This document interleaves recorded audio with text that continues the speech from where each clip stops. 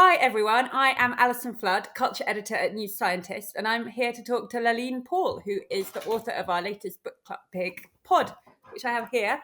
It is the story of a spinner dolphin, Ia, who leaves her pod and travels out into the dangerous and polluted ocean. Laline, welcome, and thank you so much for coming to talk to us. Thank you very much. Thank you for choosing Pod as your book club. I have massively enjoyed it. I have to say that I started out feeling skeptical about how you might pull off writing a novel from the perspective of a dolphin, as well as numerous other underwater animals. But I was amazed and hugely moved by how well it all worked. But I wanted to start by asking, what made you decide to tell a story in this way? Alison, it was sort of like a big truck parked outside my imagination. And I wanted to do anything else, but I kept thinking about this story, about the predicament of these very sentient and relatable beings in our ocean, and how the migration crisis is happening in the ocean as well, with species and cetacean tribes, as they seem to me.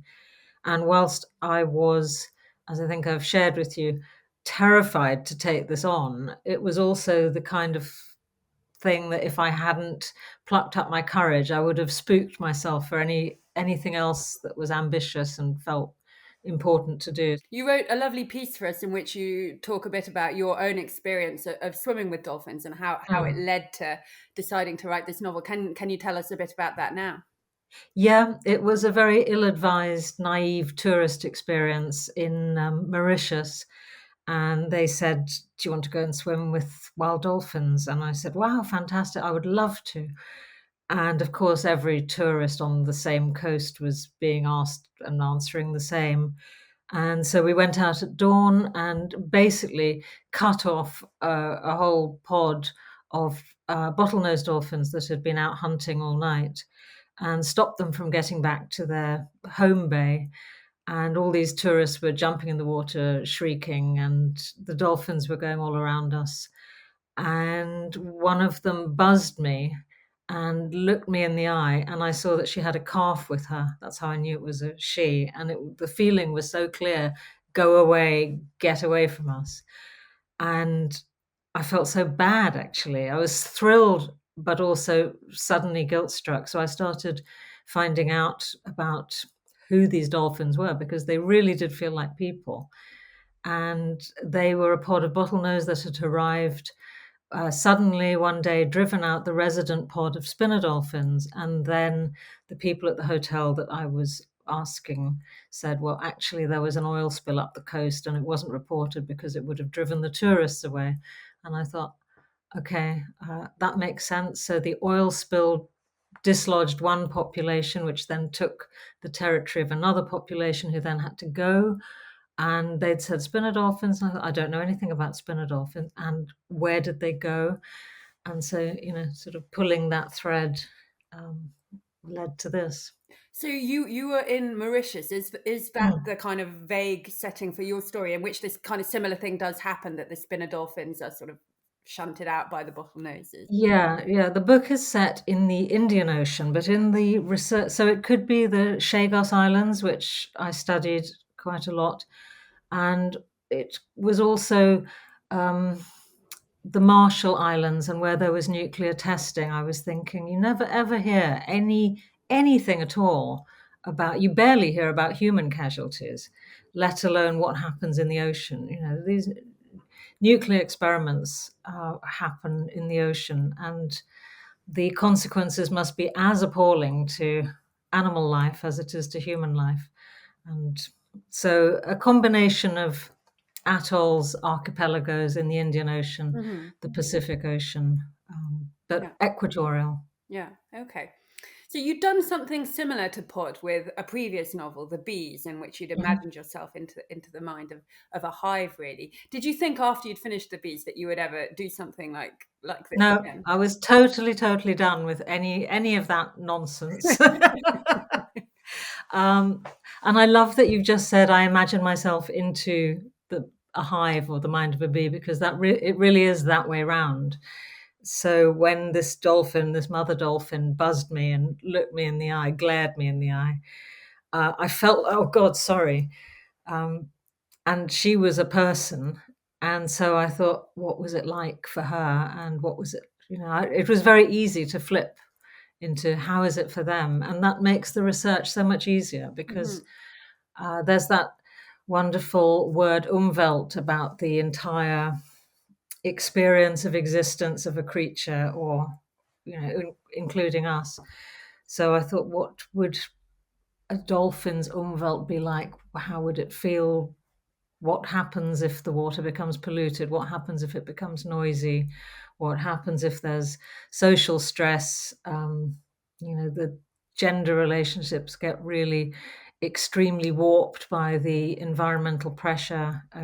We all know that when we're having a hard time in life, it's easy to be snappy, to be less than our best. And what would happen to a whole society that was less than its best? Mm. And then someone from a very rarefied, hippie-like tribe being abducted and having to survive in this brutal environment with these brutal people Mm. who happen to be cetaceans. So once you'd had your swim with your dolphins, once you Mm. decided, okay, I am going to have to tell this story, this is something I'm going to do, what was next? Tell us about the research you did and how much time it took to kind of really understand what was going on.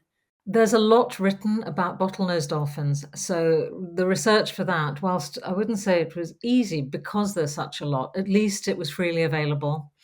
And I love scientists. I love the scientists who I pestered, who then came back to me, sometimes with masses of research, were so generous. And I read a lot. And for a while, I so submerged myself in the research that I almost forgot I was actually going to have to write a book about it. Because I'm looking across at my bookshelves of yards of marine biology, which is actually what I would have liked to have been had my maths been better. Hmm. So I got to um, study marine biology for it's the research is normally about 3 solid months, and that's like a full-time job. Without writing anything, just Well, understanding. thinking about still, holding the tribal the forced migration of these tribes in mind, and going along the research and thinking, that might work. Or I always like to follow a spine of truth in my work because then I feel free to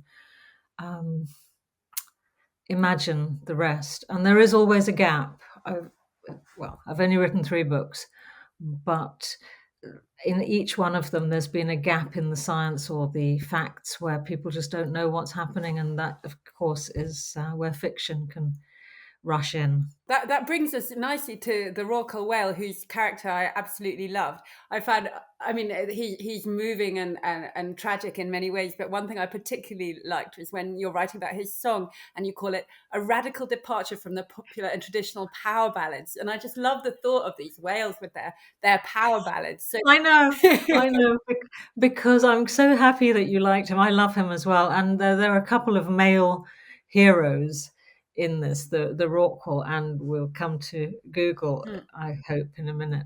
But I was thinking, like elephants, whales have these ancestral migratory routes. And I was thinking about traditional songs and whales being able to throw their voice around the entire world, the oceans of the world. And I was thinking, yeah, it's all a bit kumbaya, though, isn't it? And so somebody who stops doing that and does something very radical, tells the truth instead of telling the old stories. And then I was thinking, well, it's punk, isn't it? It's protest. It's it's protest, and it's got to be jagged and arresting. And so, what's the opposite of that? A power ballad. It's no more Michael Bolton. What was the process like of kind of figuring out how to turn whale song into a story? That must have been difficult.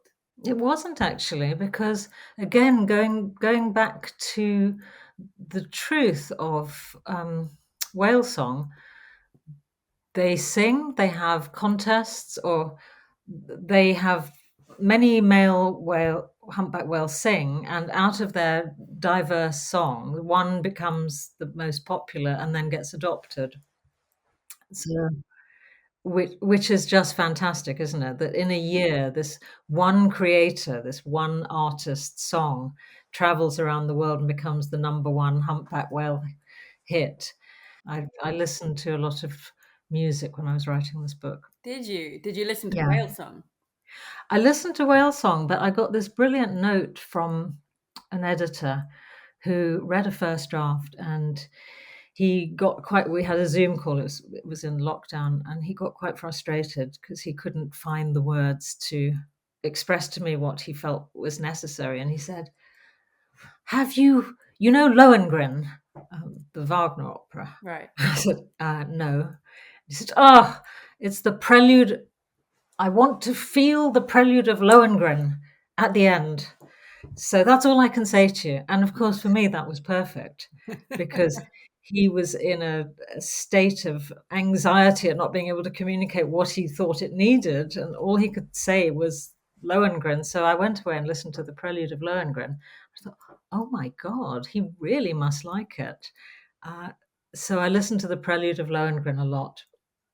And that was so sweeping and epic and vast that I thought, well, if that's what he feels it is, I'm going to really go for it. Mm. So I went Wagnerian at the end. Yeah, you definitely did.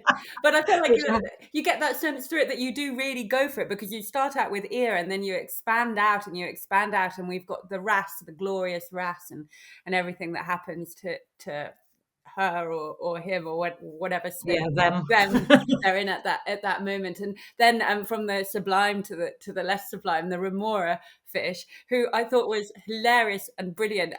Was he fun to write? His Oh, foul appetites.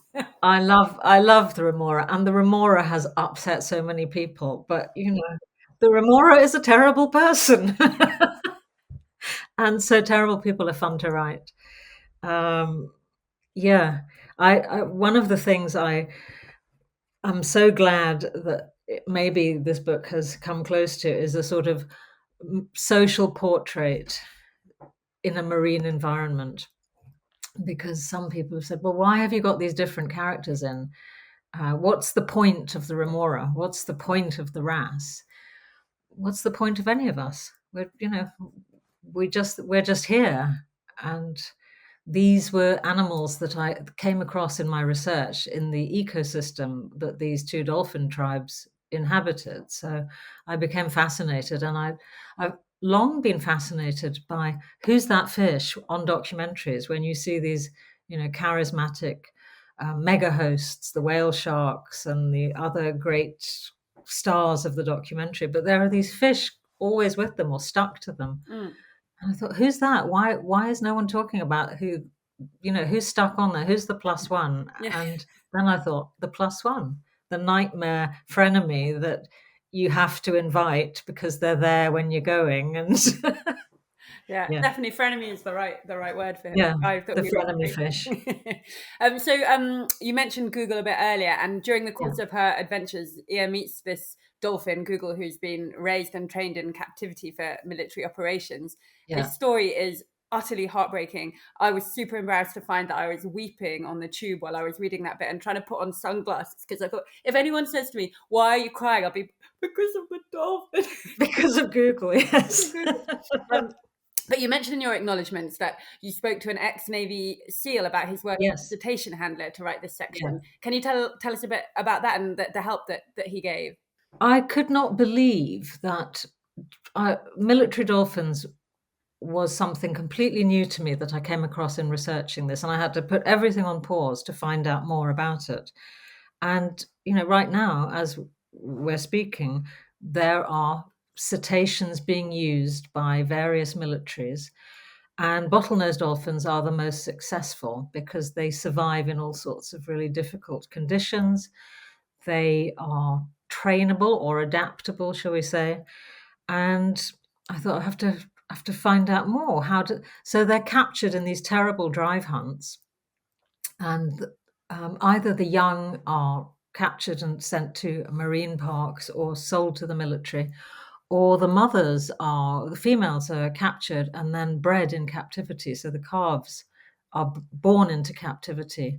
And in order to bond them with their human handlers, they are not allowed to make natural bonds with others of their species. So they're kept in effectively solitary confinement sometimes, or when they are put in tanks together, the stress is so high that they fight and there are injuries. So he had read the bees. I reached out to this guy that I found online. He'd read the bees and really liked it. He was trying to write a novel himself, and he said, "This sounds like a great story. I'll help you if you'll help me with writing a novel." So I said, "Absolutely." So he pointed me at lots of information which I would not have dared to include otherwise. For instance, the drug use of the dolphins, the way they're drugged up, and the things that they have to do. He didn't want to be named, and he is now doing something else, which I promised I wouldn't speak about. But he's no longer training military dolphins, and he didn't want to do it once he realized what it meant. So I had a source that it was like magic that he arrived, showed me things, and has gone. So, Yeah. Okay. And poor Google. Um, but a hero. a hero, an absolute hero, yeah. But poor Ear as well, who ends up falling in with this huge bottlenose pod, who are larger and more aggressive than her, and who have this strict social hierarchy. And a warning: if any of you watching have yet to finish the book, there are scenes of violence and sexual violence in this novel at this point. But you went to some very dark places for Ear, Laline. Were those bits quite challenging to write? Yeah, bottlenose dolphins are known to abduct females either from other bottlenose pods or even of other species. Now, not all bottlenose dolphins, not all pods, but it does happen. It is documented, and if it's documented, that means I thought it's probably quite common if scientists have managed to record instances of this. So it's called coercive mating in scientist speak, but we would have a four-letter word for it. And so Aya leaves her pod of spinner dolphins, tries to sacrifice herself to the ocean in order to spare her tribe the trouble that she feels she's bringing, but gets picked up and abducted by by a gang of juvenile male bottlenose dolphins who take her back to this megapod. And they don't take her back for her conversation. They take her back as a chattel. And again, I was, watching the news and watching the ongoing heartbreaking refugee crisis on land of our own species and the cruelties and the vulnerabilities. And I was thinking, it's women and children, and what would a young woman have to do to survive? And, she will survive, but what will she undergo? And so I put in what I thought might realistically happen to a young female who's just of age, who is captured by some fairly brutal young males of a different tribe. Yeah. Apologies to readers, but she does survive. She she does survive. It's also, I mean, obviously, this is an obvious point to make, but another of the heartbreaking threads of the book is how your sea animals, from the wrasse to Ear, notice the changes that are going on in the ocean, coming from climate change and pollution and overfishing and sound pollution, and they don't understand what's going on, but it's affecting them. And I found it really brought home to me how we're changing our oceans and what it's doing to the creatures who live there. And it was really painful to read, and it must have been painful to write, I imagine, but I guess we just can't look away from these things. It's trying to bear witness, I suppose, and do it in an imaginative and entertaining way. And none of this was conscious. I just felt like I've got to write this story. But yeah, I can't. I really wish that I didn't have to know the stuff I know. I wish that I could just ignore it, but I can't. And nobody wants piety. And I certainly hope I don't write pious stories, but I write from an interesting original point of view, which is a non-human point of view. And if we were not so anthropocentric, we wouldn't be in the state we're in this world. Well, I feel like Pod does its small part in trying to stop us perhaps being quite so anthropocentric. I think it's just empathy, really. Children have it. Children don't differentiate their friends. They have animal friends, they have doll friends, they have people friends. Um, and we lose it. We're made to lose it because we have to engage with the adult world. So we have to not ask certain questions, not think about certain things that, uh, somebody said if abattoirs had glass walls, we'd all be vegetarian. And I think if children knew what lots of the world involved, they would have very sane responses to how we should be living. And I suppose in writing uh, Pod, I've let myself go back to that place of maybe a hippie-ish sensitivity, but I think I'll stay here. Letting yourself feel the feeling. Yeah, I think that's why I didn't want to write it, because I didn't want to feel. And when this book came out, there was some very, I mean, I'm still getting them, some very strong reactions for and also against. And when I was reading some of the comments, people were angry and upset. And first I thought, oh God, I wasn't expecting that at all. That's not what I want. And then I thought about it and I thought, this person is really upset, not because of me or this book, but because they have taken it so much to heart. They've gone away and Googled. They've found out that these things are true and happening. And now they're really upset. So they're telling me how much they hate the book because it's upset them. So I ended up several times kind of writing to people and saying, I totally understand. And that's why I didn't want to write it. And don't, stop reading it. Don't read it if you don't feel you can. And what's happened is a lot of those people have decided actually they are going to care and they are going to ask other people to read it as well. And now they really like it or even love it in some cases. So that is a Great. humbling thing for a writer. Yeah, yeah, I'm honored Yeah. that it's gone so deep into people's hearts. Yeah.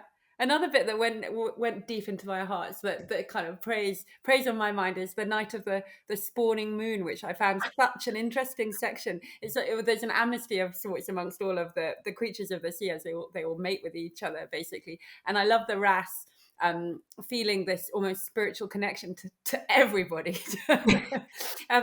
This kind of spiritual feeling that they all seem to have, is that an intentional evocation?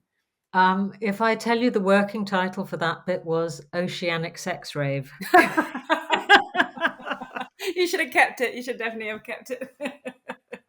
Yeah, so I was thinking about what am I. So in my head, this book was just pegged as Oceanic Sex Rave, and then I found bits and more of the story.